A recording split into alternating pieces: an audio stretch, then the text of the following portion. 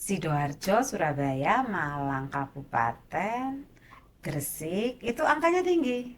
Kenapa? Karena masyarakat sudah memiliki kepercayaan. Mereka ada trust untuk melaporkan.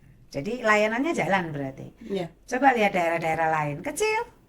Bahkan ada loh suatu daerah di suatu masa dulu itu nol. Saya marah-marah. nggak Kok mungkin. bisa nggak ada kekerasan ini gimana? Karena tidak mungkin zero accident.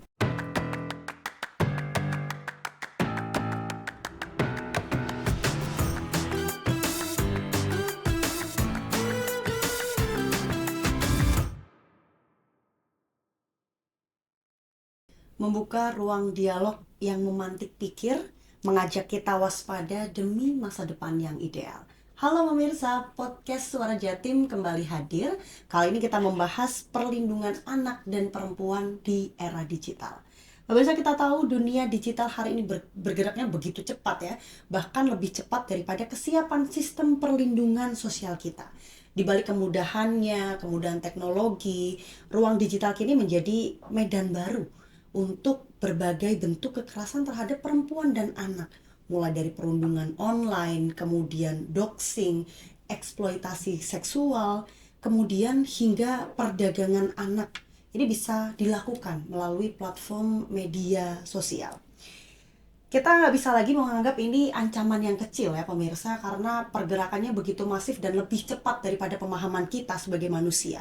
Ini adalah realitas yang perlu kita hadapi dan tampaknya negara harus hadir bagaimana memperketat melindungi perempuan dan anak di era digital kali ini. Sudah bersama saya, anggota DPRD Provinsi Jawa Timur Komisi E, Ibu Hikmah Bafaki. Assalamualaikum Bu Hikmah. Waalaikumsalam Mbak Linda, apa Sehat kabar? Ibu? Sehat, Alhamdulillah Alhamdulillah. baik.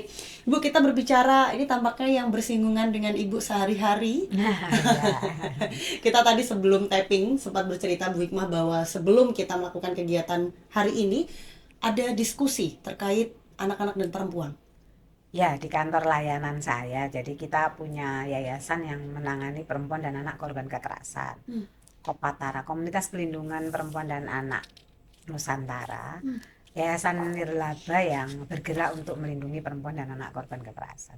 Tadi itu lagi mau merapikan web gitu ya, karena kan kita sudah banyak melakukan sesuatu tapi kita belum pernah punya web yang terstandar gitu. Belum proper. Diskusinya belum proper karena tergilas oleh kesibukan. Betul. Yang penting kerja tapi akhirnya kurang terdokumentasi begitu ya Bu. Ya, padahal kan kepingin juga kasih insight kepada banyak pihak bahwa kerja-kerja yang dilakukan kawan-kawan relawan di tempat kami itu kerja-kerja menarik yang bisa juga dilakukan oleh banyak pihak juga yang Oke. punya kepedulian. Menarik ini, nanti kita ulas ya seperti Oke. apa. Bu, tapi kalau kita berbicara soal kondisi di Jawa Timur, sebenarnya seberapa serius isu ini perlu kita perhatikan? Kekerasan secara umum di Jawa Timur angkanya itu naik tidaknya itu di angka yang fluktuatif ya. Oke. Laporan terakhirnya begitu. Jadi eh secara sejumlah kasus di 2025 terlaporkan di aplikasi Simponi. Jadi Kementerian PPPA, Perlindungan Perempuan dan Anak Republik Indonesia itu punya aplikasi pelaporan data kekerasan seksual, bukan kekerasan seksual, kekerasan pada perempuan dan anak, apapun jenisnya, ya namanya aplikasinya Simponi. Simponi. Di Jawa Timur tahun 2025 yang terbukukan itu 2175. Di tahun 2025 ini saja, Bu? Ya, 2025 kemarin. Ya. Dan itu belum nyampe di Desember ya. Karena ini data ini muncul kalau nggak salah Agustus. Jadi di bulan ke-8 itu sudah di angka 2175. Itu all kekerasan, belum yang kekerasan berbasis gender online ya, sedang kita bahas. Jadi yang laki-laki sebagai korban itu 495, yang perempuan 1861. Jadi 3 kali lipat ya. Ya. 2,5 kali lipat lah perempuan yang mengalami kekerasan. Nah, situasi ini fluktuatif. Kalau dibilang apakah hanya segitu? Enggak banget. Makanya saya mau bilang ini Fenomena gunung es ya. ya. Jadi angka ini adalah angka yang terlihat di permukaan dan kebetulan terlaporkan. Jadi yang masuk ke Simponi itu terlaporkan ke siapa? Bisa ke aparat penegak hukum, bisa juga yang tidak litigasi, tidak mengambil jalur hukum, Oke. tapi terlaporkan ke yayasan kayak kami ya, Pemerhati Perempuan dan Anak, Women Crisis Center, LPA ya, Lembaga Pelindungan Anak, maupun ke lembaga-lembaga pelindungan perempuan anak milik pemerintah. Atau ada Puspaga, ada UPT PPT, sebelumnya namanya P2 TP2A ya, dan banyak lembaga-lembaga lain. Itu dikumpulkan dalam aplikasi Simponi ini. Nah, sekali lagi ini fenomena gunung es. Yang menariknya begini, Belinda. Di kabupaten kota yang layanannya berjalan dengan baik, angkanya meninggi. Sidoarjo, Surabaya, Malang Kabupaten, Gresik, itu angkanya tinggi. Kenapa? Karena masyarakat sudah memiliki kepercayaan. Mereka ada trust untuk melaporkan. Jadi layanannya jalan berarti. Coba lihat daerah-daerah lain, kecil. Bahkan ada loh suatu daerah di suatu masa dulu itu nol. Saya marah-marah. Kok bisa nggak ada kekerasan, ini gimana? Setelah kita marah-marahin itu, tahun berikutnya sudah mulai muncul. Selalu untuk urusan kasus kelompok rentan, kalau tidak dilayani tidak muncul angkanya. Prevalensi HIV AIDS contohnya tidak akan muncul kalau tidak ada suntik ARV, pemberian ARV atau suntik, tidak ada. Mereka nggak akan percayalah untuk menunjukkan dirinya. Ada layanan, mereka ada trust, lalu mereka melaporkan dan data masuk gitu. Jadi itu selalu bersinggungan. Kadang-kadang kan kepala daerah itu malah malu kalau daerahnya terekspos punya banyak problem perempuan dan anak. Ada kayak seperti itu ya, Bu? Banyak, saya yang salah paham. Malah kita membalik. Terima kasih ya, datanya muncul saatnya dilayani. Kepala daerah harus bangga dan kami mengapresiasi. Karena tidak mungkin zero accident. Apa mungkin sekarang zero accident? Tidak mungkin. Mindsetnya masih ada ketika ada kepala daerah yang aduh mending nggak usah datanya muncul deh biar nampak tidak ada case. Itu kan bodoh banget kalau hari ini masih berpandangan kayak gitu, tapi masih ada. Sekarang sih mulai enggak. Faktualnya sekarang se-Jawa Timur sudah mulai melapor. Data udah mulai masuk. Sekalipun ya fluktuatifnya tinggi ya, bergantung bagaimana pelayanan. Karena sepanjang masyarakat itu merasa aman dan nyaman untuk didampingi dan melaporkan, pasti meningkat. Mereka ada awareness gitu lah untuk yaudah deh saya lapor. Ya mau LSM-nya, mau perguruan tingginya, pemerintahnya maupun aparat penegak hukumnya memberikan layanan yang menyamankan, yang mengedepankan mainstreaming gender dan hak anak ya, pengaruh utamaan hak anak dan pengaruh utamaan hak perempuan. Insya Allah juga akan muncul datanya, dan itu prestasi. Ini yang perlu diperhatikan ya ketika kita berbicara data kekerasan ini, kita sebagai perempuan karena ya kadang saya pun dulu ketika kecil mengalami hal seperti itu, saya takut Bu untuk bilang, untuk melaporkan, untuk bilang ke orang tua saya aja saya masih takut. Nah ketika berjalan seperti ini, maka perlu nggak sih Bu edukasi ke anak-anak, apapun yang terjadi itu harusnya tetap bilang. Harus. Karena kalau mereka nggak lapor ke orang tua, mereka lapornya ke medsos loh. Itu. Dan kalau mereka galau-galau statusnya di medsos, yang membaca para predator seksual, para trafficker, yang punya banyak trik, ya, lesbian dewasa, gay dewasa, dan saya mengalami itu berkali-kali mendampingi anak-anak yang mendapatkan kekerasan, terutama kekerasan seksual bermula dari para predator dan pelakunya atau trafficker ya. Itu menangkapnya anak ini bermasalah ya dari media sosial mereka, men-tracking media sosial mereka. Karenanya jadikan anak-anak itu terbiasa curhat, menyampaikan ke orang tua atau ke orang dewasa di sekelilingnya. Kalau ada hambatan komunikasi dengan orang tua, ya sekolah harus mengambil alih peran-peran itu. Lagi-lagi dunia pendidikan itu juga penting. Karena kalau tidak ke medsos, kemana lagi mereka ngomong? Ke teman sebaya. Teman sebayanya siapa? Yang ada di circle mereka. Kalau circle-nya anak-anak bermasalah secara perilaku, kita nggak boleh ngomong anak nakal. Circle-nya anak-anak bermasalah juga kan?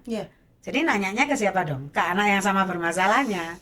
Ya aku mari dipeluk, aku mari dicium, jaluk turu ya pacarku, piye? Apa jawabannya yang kita harapkan akan diberikan oleh teman se-circle anak bermasalah? Ya mereka nggak akan paham itu bahayanya seperti apa. Atau mereka malah sudah melakukan. Oh nggak apa-apa itu. Nauzubillah, bisa jadi itu jawaban mereka. Bisa banget. Upaya preventifnya apa ya Bu kira-kira bisa dilakukan? Pendidikan, sex education sejak dini sesuai deh. Kalau ini ngomong kekerasan seksual ya, karena kekerasan itu macam-macam. Pendidikan seks sejak dini dimulai sesuai dengan usia mereka. Dari ketika TK dan anak-anak sudah berinteraksi dengan orang di luar keluarganya itu ya belajar tentang no touch no hold gitu ya kan, sekarang ada ilmunya itu disampaikan dengan jadi siapa yang boleh pegang mereka, siapa kemana mereka minta tolong ketika seperti itu. Ketika anak-anak sudah mulai akil balik gitu dalam konsepsi Islam, mereka sudah harus dikuatkan identitas gendernya. Karena saya juga pernah bekerja di Global Fund cukup lama untuk menanggulangan HIV/AIDS yang sasaran program kami itu di populasi kunci G, waria dan pengguna narkoba jarum suntik sekarang ada di 8 kabupaten kota Jawa Timur. Ketika saya ketua kota Jawa Timur, saya tahu pasti bagaimana anak-anak berubah orientasi seksualnya misalnya. Itu ya karena problem-problem di rumah juga, karena pengasuhan yang salah juga, karena ketiadaan tempat untuk mereka bersandar ketika mereka mengalami masalah. Jadi selalu kalau mau dirata ya, problem utamanya itu di pengasuhan keluarga dulu, ketahanan keluarga dulu, baru yang lain-lain. Jadi kalau misalnya tujuannya ke handphone, yang belikan handphone siapa? Orang tua. Yang ngisi pulsa, yang ngasih paket internet.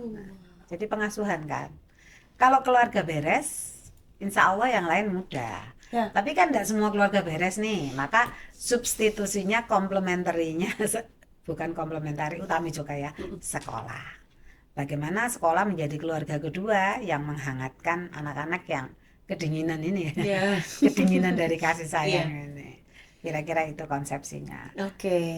Ibu tadi sempat disinggung datanya begitu besar di Jawa Timur, lebih dari 2000, itu pun yang tercatat hingga bulan Agustus. Bisa dipetakan nggak sih Bu, titik paling rawan itu sebenarnya ada di mana? Di rumah tangga. Kasus terbanyak itu di keluarga. KDRT kan berarti. KDRT munculnya bisa macam-macam. Di yayasan saya tahun 2017 itu pernah menangani pada 2 bulan yang sama. Kok 2017? 2023. Baru 2 tahun yang lalu. 2 tahun yang lalu. Menangani 3 anak yang diperkosa ayah kandungnya. Salah satunya hamil. Disertasi saya sekarang yang tidak selesai-selesai. Resiliensi anak perempuan korban kekerasan seksual. Saya sudah dapat 16 responden. Kalau nggak salah 5 atau 7 diantaranya itu yang diperkosa bapak kandung. Sebagiannya hamil dan sudah melahirkan. Artinya kalau itu kan kekerasan yang tingkat paling absolut ya, kekerasan seksual sampai hamil itu kan kekerasan yang absolut. Kalau lebih absolut lagi mungkin dibunuh begitu ya, lebih mengerikan lagi. Yang levelingnya lebih kurang dari itu, misalnya mengalami pencabulan, mengalami bullying, mengalami trauma psikis yang luar biasa, itu juga banyak. Dan area paling banyak itu rumah tangga dulu, baru pendidikan, baru masyarakat.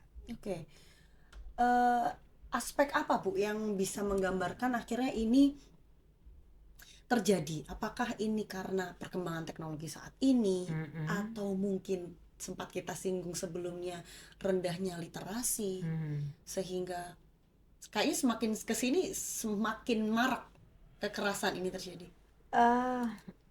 Saya ada yang mengatakan ekonomi, tapi saya nggak percaya. Jadi kalau ekonomi selalu menjadi kambing hitam gitu. Misalnya gini, saya pernah bekerja juga di isu HIV untuk area prostitusi ya, bekerja dengan prostitut. Itu pernah ketika masa saya masih sangat muda, ngitungin kondom yang mereka pakai semalam berapa, pelanggannya berapa, pakai kondom apa enggak dan sebagainya.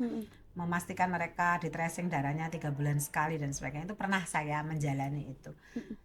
Dalam satu lokalisasi prostitusi misalnya, taruhlah ketika tahun berapa ya, 2011an mungkin ya.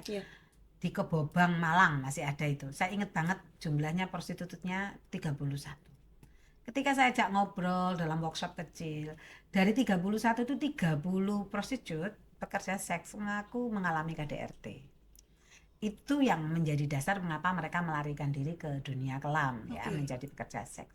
Cuman pertanyaan mendasarnya begini, apakah ketika perempuan mengalami kesulitan, termasuk kekerasan dan himpitan ekonomi, selalu larinya harus jadi prostitut? Kan enggak. Itu pilihan bebas. Artinya tidak bisa ekonomi dituduh sebagai penyebab utama. Ya. Jadi kalau boleh apa? Saya sih kalau dari bahasa agama ya tentu Iya. minimnya pemahaman akan ini agama, teman banyak orang mungkin yang menolak. Maka secara umum bisa dikaitkan dengan gaya hidup yang semakin materialisme mungkin, menurunnya ketaatan akan norma agama dan norma sosial mungkin itu bisa menjadi penyebab. Jadi karena sekarang serba kebendaan ya, standar gaya hidup kita harus serba diukur dengan materi gitu ya. Akhirnya sesuatu yang luhur semacam tata nilai, kebersamaan, termasuk kehangatan di keluarga itu kurang dihargai dibanding bapak bisa menghasilkan duit banyak, ibu bisa membantu mencari nafkah gitu. Karenanya sendi-sendi dalam keluarga itu semakin luruh. Jadi sampai waktu saya jadi ketua Fatayat Kabupaten Malang lalu Jawa Timur itu pernah kita bikin gerakan namanya Return to Family. Bukan back ya, tapi return. Makna return itu kan wis ada intensitas tinggi ya. Jadi return to family. Berkali-kali ketika berhadapan dengan teman-teman feminis yang amat ideologis ya, saya itu sering diprotes. Mbak Hikmah ini selalu menempatkan perempuan sebagai melayani, bukan memberdayakan diri sendiri. Itu ini pasti diskusi panjang ini kalau kita bicara ini. Kalau sesama feminis pasti ke sana arahnya ya. Kenapa perempuan tuh kok selalu dituntut untuk melayani, bukan saya bilang ya enggak juga. Kita juga selalu meminta teman-teman, mengedukasi teman-teman perempuan kita untuk menerima diri sendiri dengan baik, berterima kasih, bagaimana self love kayak gitu-gitu ya, bagaimana menangani inner child, itu juga selalu menjadi bahan dan topik harian ketika saya ketemu dengan berbagai komunitas perempuan. Cuman bahwa kita tugasnya melayani itu fitrah begitu. Jadi kalau enggak return to family, tapi return to family itu kampanyenya untuk laki-laki dan perempuan. Kan enggak boleh cuman perempuan aja ya, tugas dan penugasan pembinaan anak itu ya bapak ibu, bukan hanya ibu. Kalau timpang sekarang kan ada fatherless gitu. Iya, sudah mulai itu. Lucunya di kota Surabaya diterjemahkan dengan mengantar anak ke sekolah. Oke lah, itu tidak itu saja tentu saja. Itu salah satunya saja. Oke, itu atribusi namanya, atribusi. Fatherless tentu tidak itu saja. Cuman profil orang tua laki dan perempuan yang betul-betul memberikan pengasuhan yang tepat itu pondasi terhebat. Anak-anak kita menjadi lebih resilient ketika attachment-nya kuat sejak di kandungan sampai mereka lewat 12 tahun lah ya, ketika masa menanamkan nilai-nilai secara psikologi tumbuh kembang anak itu terlewati. Itu kalau attachment-nya dengan orang-orang dewasa di sekitarnya, terutama orang tua kuat, itu resiliensinya juga kuat. Jadi kalau kena masalah, digoda pacare, dipeluk-peluk pacare, dia itu punya keberanian untuk menolak. Sekalipun bilang, kamu berarti nggak sayang, dia punya keberanian untuk mengatakan, bukan begitu sayang itu. Kenapa dia punya keberanian? Karena resiliensinya kuat. Kenapa resiliensinya kuat? Karena attachment-nya kuat. Nah ini kan attachment kepada anak-anak ketika dalam kehamilan maupun setelah mereka lahir sampai 12 tahun. Masa-masa awal hidupnya itu tidak mungkin terjadi dengan baik dalam keluarga yang runtuh fungsi-fungsinya, runtuh fungsi sebagai istri, sebagai suami, runtuh fungsi sebagai bapak dan ibu dalam relasinya juga. Nah ini yang jadi PR kita. Jadi saya sih penyelamatan keluarga itu nomor 1, number 1. Kalau boleh mengusulkan ke presiden daripada menteri apa, mending menteri kesejahteraan keluarga. Kalau bisa darurat ya, itu. Iya. Darurat itu, masya Allah darurat. Kondisi sekarang kayaknya kita urgennya ke sana, Bu. Iya, karena memang dan ini menjadi beban negara juga loh. Iya enggak? Iyalah. Iya. Ketika generasinya tiba-tiba menjadi generasi yang misbehave ya. Penuh dengan perilaku yang bermasalah gitu. Jadi beban negara enggak? Ya pastilah. Saya dalam 3 hari ini sudah dicurhati 2 ibu yang anaknya ditangkap polisi karena narkoba. Dan anaknya udah dewasa. Yang satu sudah punya anak, yang satu sudah 24 tahun belum berumah tangga, anak laki-laki. Susah kan? Jadi ya beban keluarga ya beban negara juga. Ini yang kemudian Why gitu. Akar masalahnya di mana? Keluarga. Keluarganya tidak memiliki ketahanan. Kalau keluarga beres, masyarakat akan mengikuti. Lingkungan di mana keluarga itu tinggal tiba-tiba akan menjadi lingkungan yang kondusif. Ada satu dua keluarga yang bermasalah, yang lain akan melakukan upaya penyembuhan, Ya. peningkatan itu ya. Itu kalau keluarga-keluarganya baik-baik saja. Dan itu kalau sudah jadi ekosistem yang baik ya Bu. Nah, akhirnya seperti itu. Nah, kalau kita masuk ke peraturan secara regulasi Bu, sebenarnya sudah ada nggak sih Bu aturan yang mengatur perlindungan terhadap perempuan dan anak dulu? Kita belum masuk ke dunia digital ini. Bapak jere wong Jawa Mbak Wah, sudah Belinda, lengkap, lengkap. ya, Bu Hikmah ya. Mau undang-undang model apa itu lengkap, sekalipun kami koalisi masyarakat sipil, jadi ini saya ini berjenis kelamin ganda ya. Ya politisi ya ngelesem gitu ya. Iya. Ketika undang-undang PKS penghapusan kekerasan seksual yang versi pertama itu gagal disetujui dan kemudian diganti menjadi tindak TPKS ya, tindak penanggulangan kekerasan seksual, itu ada 80 pasal yang usulan koalisi masyarakat sipil yang ditiadakan. Itu kalau diskusinya jadi panjang kalau ke sana ya, ada faktor politik dan sebagainya ya. Yang kita herani banyak politisi yang tidak menganggap masalah kekerasan terhadap perempuan dan anak ini sebagai masalah kemanusiaan. Cara pandangnya yang salah. Mereka memandang seperti apa, Bu Hikmah? Belum sudah curiga bahwa ini ada agenda yang diikuti oleh LGBT lah, apalah begitu ya. Ya memang dalam perjuangan bersama itu ya semua terlibat. Kawan-kawan dari populasi manapun terlibat. Mereka kan juga manusia yang butuh dilayani ya, dan tidak boleh kita kesampingkan hak-haknya. Kita tidak ngomong bahasa agama kalau bersama dengan masyarakat gitu ya. Nah, kalau di level Jawa Timur kita sudah punya 2 perda. Ada Perda 16 tahun 2012 yang ngomong tentang sistem penyelenggaraan perlindungan perempuan dan anak korban kekerasan. Lalu Perda nomor 2 tahun 2014 tentang pelindungan anak saja. Nah, karena ini irisannya sama dan karena sekarang juga ada Omnibus Law, maka kami jadiin satu, ini dalam proses. Kemarin sudah selesai pandangan komisi, nanti pendapat gubernur belum, lalu masuk ke pemerintah pusat untuk mendapatkan evaluasi. Perda kami yang baru nanti ini menggabungkan ini plus menambahkan dengan KPGU. Dengan banyak hal yang baru-baru ya, termasuk termasuk misalnya kewajiban pemerintah provinsi di ini salah satu pasal yang cukup seksi menurut saya. Kita memasukkan kewajiban pemerintah provinsi untuk menjamin perempuan dan anak korban kekerasan mendapatkan layanan kesehatan gratis di rumah sakit milik pemerintah provinsi, termasuk proses mediko legal mereka. Mediko legal itu misalnya visum et repertum, visum psikiatritrum itu. Selama ini bayar, Belinda. Lah korbannya melarat piye? Mereka melapor aja sudah ini lapor apa karena enggak? BPJS anehnya BPJS tidak mengcover karena dianggap sudah ada LPSK, Lembaga Pelindungan Saksi dan Korban. LPSK itu covernya rendah pakai banget. Oh sebenarnya ada berarti ya Bu Hikmah? Ada, halo pemerintah pusat, mereka kan nggak ngerti kalau LPSK dananya terbatas dan sistemnya ruwet dan talangan. Jadi sekarang kalau korbannya miskin untuk visum et repertum menunggu dari LPSK nanti kasusnya selesai. Lah ini siapa yang nalangi? Ya kalau ketemu lembaga-lembaga kayak saya, di lembaga saya semua layanannya gratis. Cuman kalau enggak kan kasihan.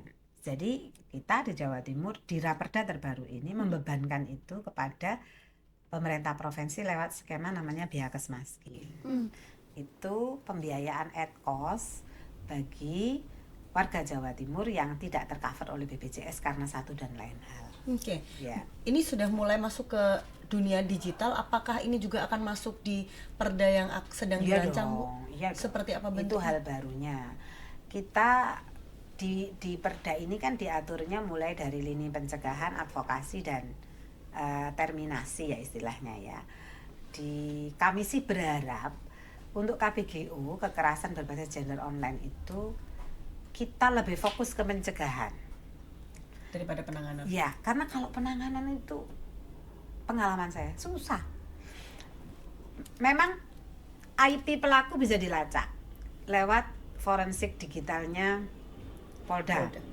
Dengan cepat bisa dilacak. Dapat pelakunya. Yes, tapi what's next? Ini udah ada di cloud. Itu dia. Mana bisa dihilangkan? Ya. Itu satu. Yang kedua, ini berganda eksesnya kan. Kalau sudah, makanya saya pikir penanganan oke, sudah jelas, sudah tertera.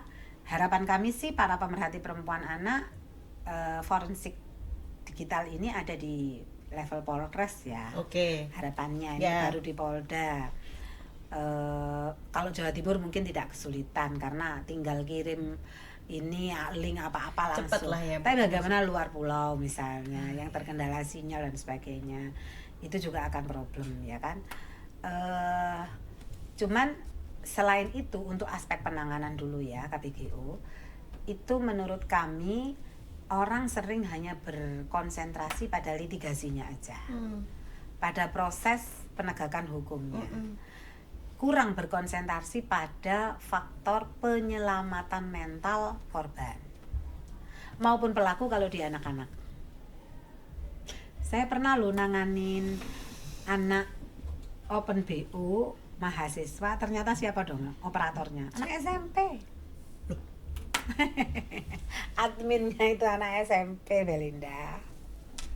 Astagfirullah, saya speechless Bu. Ya. Kayaknya makin kesini makin kesana gitu ya permasalahan. Terus pernah juga yang itu bikin kita speechless itu sampai konselor, relawan konselor di tempat saya itu sampai, baik Pak, aku speechless Pak, aku speechless. Dia lagi BAP di kepolisian. No, apa ya? Oh iya namanya ya. Ada case anak perempuan diperkosa oleh pacarnya sama ibunya, diadukan ke polisi. Di kepolisian, di Polres itu kami diundang untuk menangani si korban, melakukan pendampingan. Nah, ibunya pelaku ndak terima. Jadinya anak perempuan ini sudah sering bergonta-ganti pasangan. Dari proses itu kita kemudian dekat dengan, selalu kan kami utamakan korban ya. Kalau pelaku anak-anak juga kami utamakan. Kemudian kita ngobrol dengan anak yang masih usia kelas 1 SMK dia. Kita dapat informasi dari dia dengan jujur, lugas dan terus terang dan luar biasa, bikin kita kaget-kaget. Dia seks bebas sejak dapat haid pertama, sejak SMP kelas 1. Dan dia tergabung dalam WA group yang isinya itu informasi gonta-ganti pasangan, tempat kos-kosan murah, tempat kamar yang bisa di booking setengah jam cuman berapa ribu, dan itu terjangkau untuk anak-anak. Kalau hamil pakai minum apa itu di WA group. Dan teman saya ini ditunjukin, relawan saya, WA group itu yang bikin dia speechless sampai istighfar ping 100 ketika telepon saya. Real world kita kayak gitu. Nah, maka ketika diturunkan di Perda, Bu Hikmah, seperti apa upaya pencegahannya ketika sudah jadi cloud nih, kita sudah tahu? Pencegahannya ya literasi digital. Anak-anak itu kan taunya seneng ya. Mereka maunya, bukan butuhnya. Maunya pegang handphone bebas. Maunya nggak dibatesin. Mau upload apa, mau buka link apa, maunya mereka. Tapi kita kan orang dewasa di sekitar anak-anak wajib menekankan bahwa ketika mereka pegang ini, yang kalau kami para pemerhati anak itu bilang ini setan gepeng ya. Iya. Kalau sudah dipercaya untuk pegang setan gepeng ini, harus ada tanggung jawab yang menyertai kan. Dulu misalnya kalau anak-anak saya kelas 4 SD atau kelas 6 SD baru boleh. Bukan TK, tapi sudah agak gede gitu ya. Dan itu pun Sabtu dan Minggu dari jam ini sampai jam ini. Akun medsos boleh ketika SMA, punya akun media sosial. Itu pun masih private. Di private. Nah, yang kayak gitu-gitu itu boleh, dan itu pun tidak menjamin anak kita tidak berselancar loh. Tapi itu kan mencegah, membatasi, betul. Membangun attitude tanggung jawab itu adalah mendidik anak-anak mematuhi batasan. Jadi kalau ya apa sih pendidikan tanggung jawab itu, orang tua kan sering tanya ketika saya kasih materi parenting ya. membangun konsepsi tentang batasan. Oke, kamu boleh belajar musik, kamu boleh, tapi batasannya ini. Dan itu dikomitmenkan. Oke, orang tua jadi panglima, jangan dikit-dikit apapun yang diminta anak-anak, oke, apapun demi kasih sayang. Rusaknya itu justru dari situ.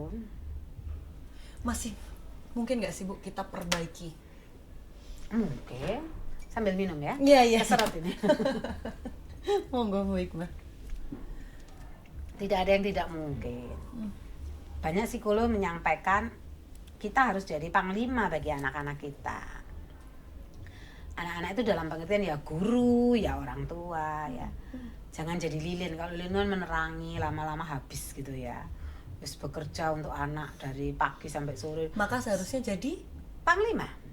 Oke. Ya, kita ini fasilitator, pendorong, nge-push mereka dengan bahasa yang penuh kasih sayang untuk mereka berkembang optimal dalam versi mereka. Ya, ini yang kadang-kadang kita lupa kata dalam versi mereka ya.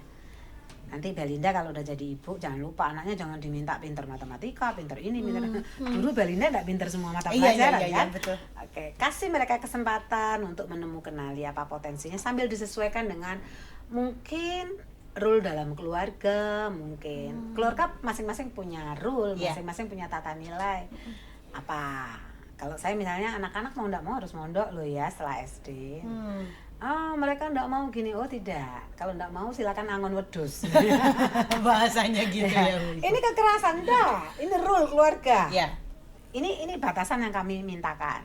Itu hak kami sebagai orang tua. Betul. Saya begitu. Tapi sejak kecil diperkenalkan lingkungan pondok itu asik loh, ini loh, supaya mereka tidak merasa itu jadi beban yang berlebihan.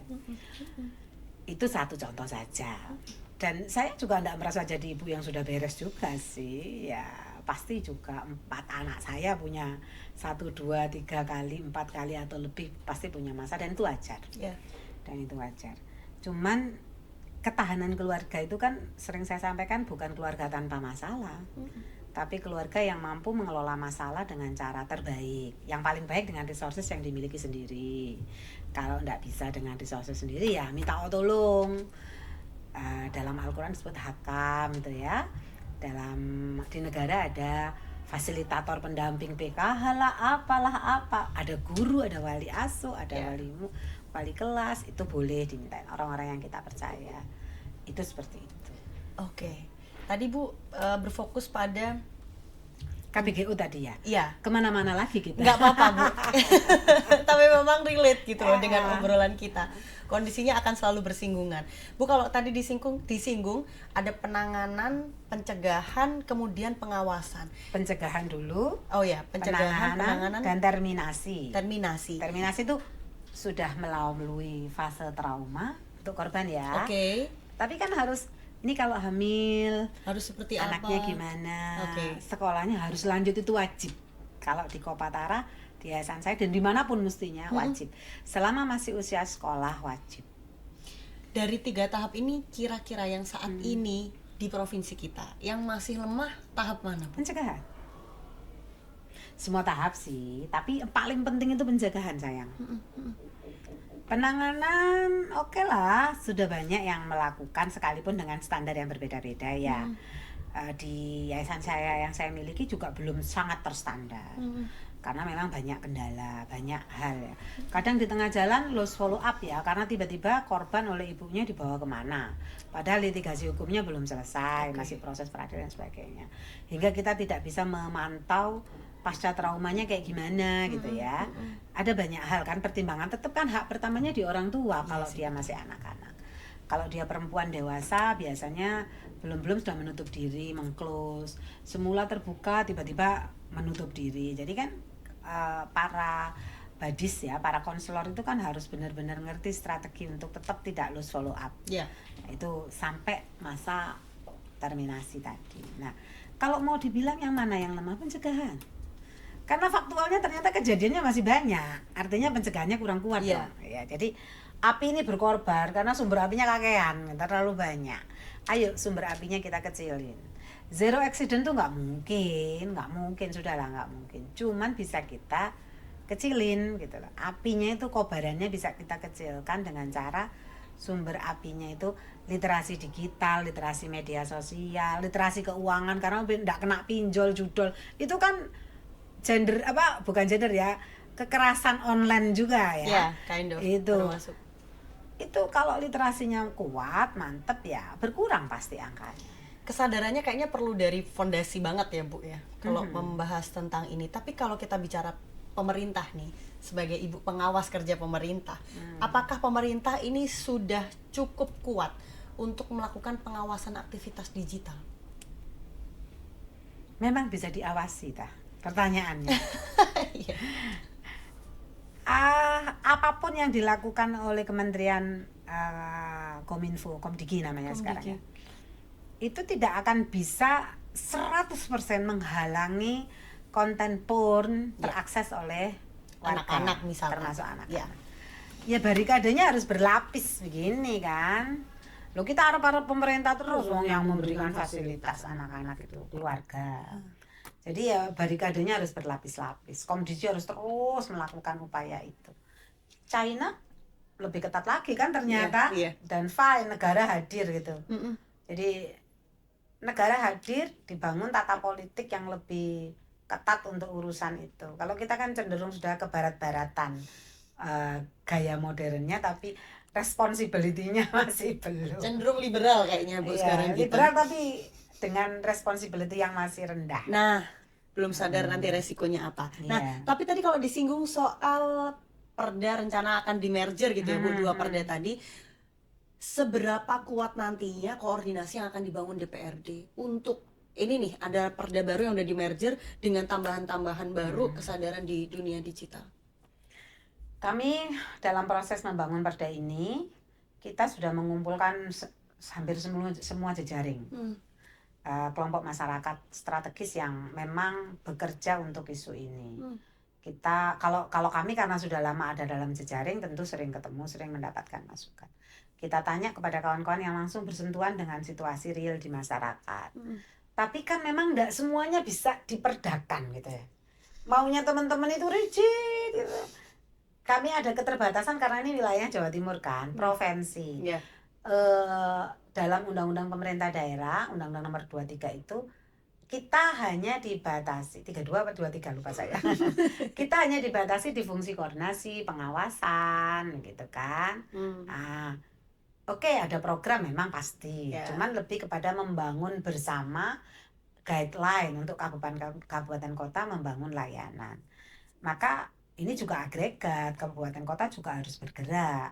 Semua pihak juga harus bergerak gitu. Jadi untuk urusan yang kayak gini, saya sering pesankan kepada semua komunitas yang saya temui, ojo terlalu ngarep pemerintah lah. Jangan terlalu semua hal kembalikan ke pemerintah, jangan. Ini dunia private kita sesungguhnya. Cara menggunakan handphone itu hal yang private kan. Bagaimana mengelola keuangan untuk internet, untuk ini kan hal yang bisa kita putuskan dengan mandiri sesungguhnya tanpa campur tangan pemerintah. Ya kita sendiri yang harus meliterasi diri, melakukan role dalam keluarga ditegakkan gitu. Tapi kalau misalkan tadi kita berbicara tetap ada tanggung jawab pemerintah ya Bu, apakah di Jawa Timur sendiri terkait pengawasan digital ini secara infrastruktur ini sudah cukup memadai? Apa bagian forensik di Polda itu bagus kerjanya menurut saya, cepat. Saya kalau ngadu IP-nya cepat ketemu gitu. Tapi what's next-nya itu loh, kan ya dunia digital tuh nggak sama. Jadi kalau kinerja memberantas KBGO itu, saya pikir infrastrukturnya boleh dikatakan cukup dan tidak itu bergantung. Makanya saya ngotot pencegahan, dan pencegahan itu masyarakat yang terbanyak. Pemerintah ya fasilitasi saja dengan berbagai program edukasi. Oke. Nah, kita berbicara masyarakat Bu, ini sebagai langkah pencegahan disinggung pintu utamanya garda pertama ada di keluarga. Keluarga. Kesiapan SDM kita kondisinya seperti apa sih Bu sebenarnya sekarang? Saya sering guyonan gini, kita yang orang dewasa saja kadang kebablasan menggunakan ini ya, menggunakan gadget dan tidak ngerti ada pertanggungjawaban moral ketika gosip di ruang-ruang publik karena nggak nyadar gitu loh. Iya, iya, iya. Dipikir nggak akan ada yang tahu pakai handphone, ternyata keliru ke ruang Publik. komunitas ya, Mm-mm. WA grup dan sebagainya. Kita yang orang dewasa aja nggak ngerti batasan, apalagi anak-anak yang secara psikis, secara mentality memang belum terbangun kesananya. Jadi ya mau ndak mau memang literasi itu harus ke semua segmen. Kalau misalnya gini, orang tua ayolah kalau bisa berkawan sama anaknya di media sosial. Aku mencoba berteman dengan anakku ya di unfollow terus. Ada case nyatanya di sini Kun. kalau kalau anak saya yang pertama itu ya tak unfollow lah bunda gitu. Iya, iya, iya, Tapi iya. dia udah cukup dewasa ya. Ya, untuk memilah mana yang benar dan salah. Cuman kan gini, intinya kan ayolah tiap keluarga pasti punya cara mendekati anak-anak masing-masing. Dan cara masing-masing keluarga itu pasti juga disesuaikan dengan situasi unik anak-anaknya ya. Intinya ya anak-anak kita itu nggak sama dengan kita dulu. Mereka udah lahir procot itu sudah di dunia digital ya. Jadi kalau saya itu guyon kalau pegang handphone terus anak saya bilang nggak usah yang mahal-mahal bunda, pasti nggak, paling dipakainya cuma WhatsApp gitu kan, Iya. atau laptop gitu. Relate kayaknya itu semua Iya. orang tua. Saya juga bilang gitu ke orang tua saya. Di ini bunda nggak akan meledak gitu. Itu ya, betapa cepatnya anak-anak kita yang lahir di dunia digital itu untuk menyesuaikan diri dengan semua yang serba digitalize, hingga kita yang tua-tua ini tertatih-tatih ngikutinnya gitu loh. Maka yang harus kita lakukan ya panglima Ya. kita panglima tegakkan itu. Kita punya aturan yang baik untuk Iya. anak gitu ya Bu. Bu Hikmah, apa pesan untuk masyarakat, pemerintah, termasuk komitmen DPRD untuk mencegah kekerasan di dunia digital saat ini? Ya, SafeNet itu di tahun 2025, awal 2025 saja sudah melaporkan ada 1698 aduan yang masuk ke mereka ya. Ini lembaga yang menangani KTGO. Ya. Ya. Itu baru berapa bulan ya. Ya. Bisa dibayangkan betapa banyaknya. Itu pun yang mau melapor. Kembali Yang lagi. karena malu diselesaikan sendiri, ditutup-tutupi sendiri dan kemudian hilang itu juga jauh lebih banyak. Artinya kondisi kemajuan teknologi informasi dalam bentuk gawai ini dan segala macam platformnya harus digunakan dengan penuh rasa tanggung jawab pada semua usia. Sekali lagi pada semua usia, karena tidak jamin yang dewasa juga nggak jadi pelaku atau korban ya.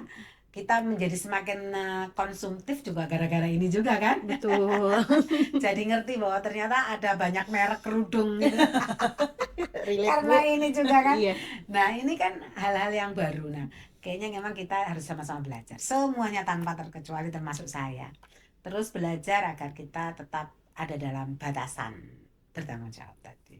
Terima kasih banyak Bu Hikmah. Sama-sama Mbak Linda. Obrolan kita hari ini lagi-lagi banyak catatan yang perlu kita pelajari bersama, membaca fenomena dunia digital. Sekali lagi pergerakannya jauh lebih cepat daripada pemahaman kita. Jadi mari kita bertanggung jawab atas apa yang kita lakukan. Yes. Terima kasih Bu Hikmah, terima kasih pemirsa podcast DPRD Provinsi Jawa Timur. Nantikan episode selanjutnya. Saya Belinda Firda beserta seluruh kru yang bertugas mengucapkan terima kasih dan sampai jumpa.